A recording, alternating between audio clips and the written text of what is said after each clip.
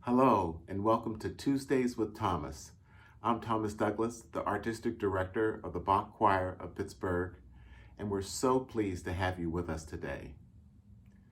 Sir George Albert Shearing, who we commonly know as George Shearing, was a jazz pianist born in London. He led a trio, a very popular trio for many years, wrote over 300 compositions. Probably the most famous would be the Lullaby of Birdland. He recorded for Discovery Records, and today we're going to take a little bit of a look into one of his pieces that he wrote for chorus. George was born the youngest of 9 children. He was born blind to working class parents. His father delivered coal and his mother cleaned trains in the evenings. He started to learn the piano at age 3 and began formal training at the Linden Lodge School for the Blind, where he spent 4 years. Though he was offered a lot of scholarships, he opted to perform at a local pub where he played both piano and accordion. He joined an all-blind band, Claude Bampton's Blind Orchestra, and during that time he was influenced by the records of Fats Waller. And that was just the beginning. George Shearing immigrated to the United States in 1947. His music was very complex harmonically, mixing swing, bop, and modern classical influences, and it gained great popularity. He formed what was to be the first of the George Shearing quintets and recorded for Discovery Records, Savoy, and MGM. It included a very popular single called September in the Rain, which sold over 900,000 copies.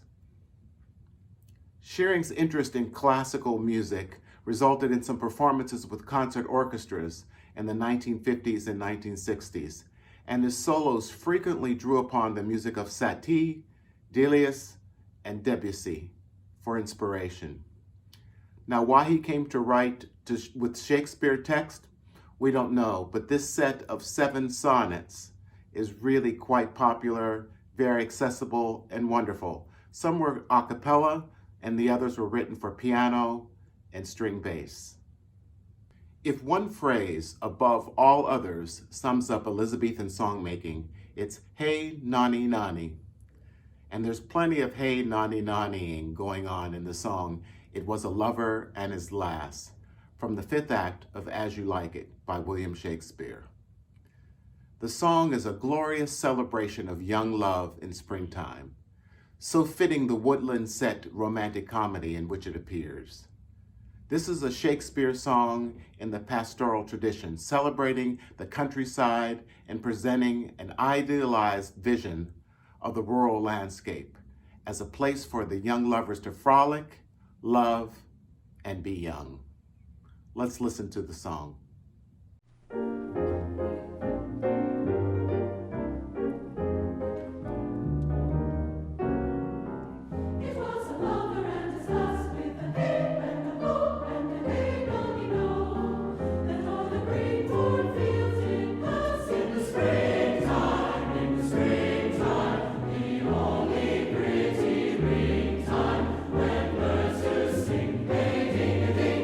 Sweet lovers, lovers.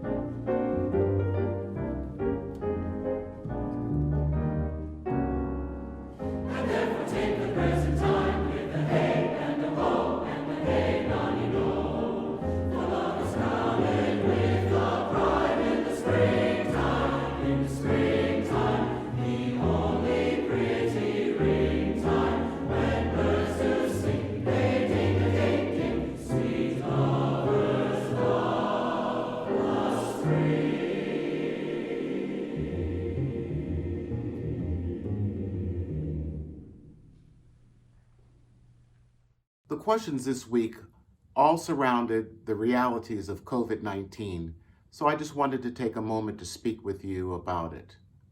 We're in the midst of having intense, business-minded, and heartfelt discussions about the immediate future of the Bach Choir. The performing arts, particularly choral singing, whether it be in professional, community, or church choirs, is greatly affected. We want our singers and our audience to be safe. When we can again perform our choral music live and in person is still yet to be discovered. But we think very positively. We're staying safe and keeping you informed as the unfolding happens. So in the meantime, stay well and stay tuned. Thanks for being with us.